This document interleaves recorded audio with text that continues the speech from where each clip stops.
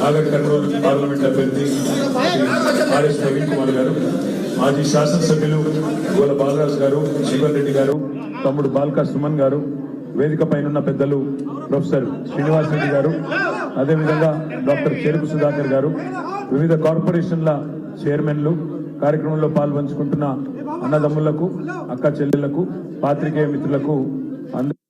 Doctor Saheb 133వ జయంతి ఉత్సవ శుభాకాంక్షలు తెలియజేస్తా ఉన్నాం.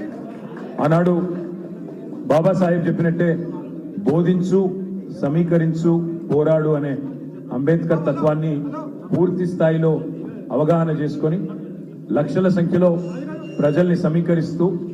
తెలంగాణ రాష్ట్ర ఏర్పాటు ఆవశ్యకతను బోధిస్తూ ఎక్కడ తెలంగాణ ప్రయోజనాలకు విఘాతం కలిగినా పోరాటం చేస్తూ 14 ఏళ్ల పాటు మన నాయకుడు కేసీఆర్ గారి నాయకత్వంలో ప్రజా పోరాటంతోనే తెలంగాణను సాధించుకున్న తెలంగాణలో మరి 10 ఏళ్ల పాటు ప్రజల ఆశీర్వాదంతో గౌరవ ముఖ్యమంత్రి కేసీఆర్ గారి నాయకత్వంలో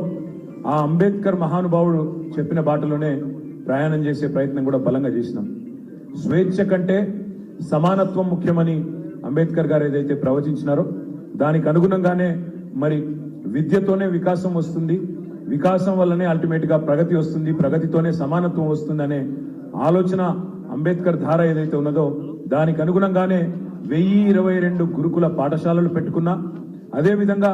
1005 జూనియర్ కాలేజీలు పెట్టుకున్నా, 88 డిగ్రీ కాలేజీలు పెట్టుకున్నా, ఎస్సీ, ఎస్టీ, బీసీ, మైనారిటీ, అదేవిధంగా అగ్రవర్ణాల్లో ఉండే పేదల కోసం కూడా మరి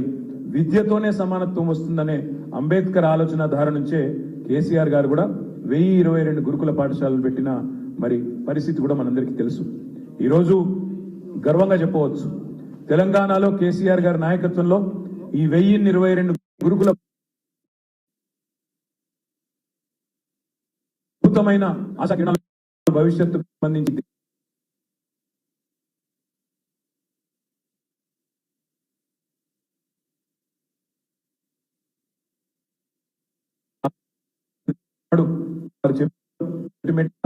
కాస్ట్ లెస్ సొసైటీ ఉండాలా, కాస్ట్ ఫ్రీ సొసైటీ ఉండాలా, అందరినీ ఒక మనిషికి ఒకే ఓటు అని చెప్పినాను రాజ్యాంగంలో, కానీ ఒక మనిషికి ఒకే విలువ సమాన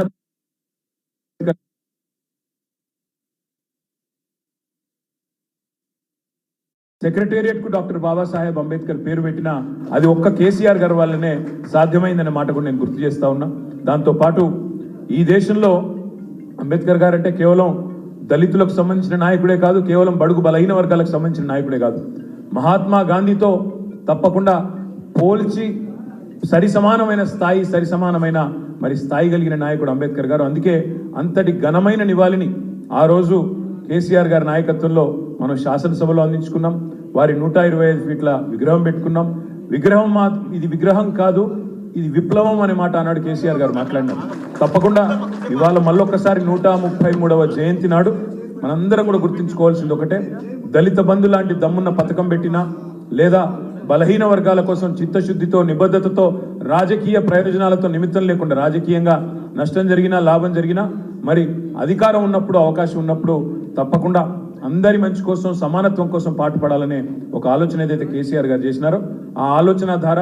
ఆ అంబేద్కర్ గారి బాటలో అందరం కూడా ముందుకు సాగుదాం. ఆయనను ఇవాళ మీరు చూసినట్టయితే కొలంబియా లాంటి యూనివర్సిటీలో అక్కడ బాబాసాహెబ్ అంబేద్కర్ గారికి అక్కడ ఒక విగ్రహం పెట్టి ఆ విగ్రహం కింద రాసింది ఏంటంటే ఆయన దళిత నాయకుడనో బలహీన వర్గాల నాయకుడనో రాయలేదు. Is one of the founding fathers of modern India, అంటే ఆధునిక భారతానికి మరి బీజం వేసిన ఒక జాతిపిత లాంటి నాయకుడు, ఒక ఆనాటి ఫౌండింగ్ ఫాదర్స్ లో ఆయన కూడా ఒకరని ప్రపంచమే గుర్తించే పరిస్థితి. ఇవాళ 100 పైచిలుకు దేశాల్లో అంబేద్కర్ గారి గురించి ఇవాళ స్మరించుకుంటున్నారు, ఆలోచించుకుంటున్నారు. మన దేశంలో కూడా ముఖ్యంగా ఈ రోజున్న పరిస్థితుల్లో ఆయన చెప్పిన ఒక గొప్ప మాటను గుర్తు చేసుకోవాల్సిన బాధ్యత మన మీద ఉన్నది.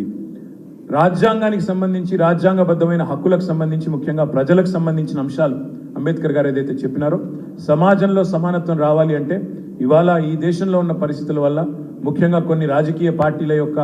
వైఖరి వల్ల ఆ రాజ్యాంగం కూడా ప్రమాదంలో ఉన్న విషయాన్ని కూడా మనం గుర్తుపెట్టుకోవాలా. ఆ రాజ్యాంగం ప్రమాదంలో పడకూడదు,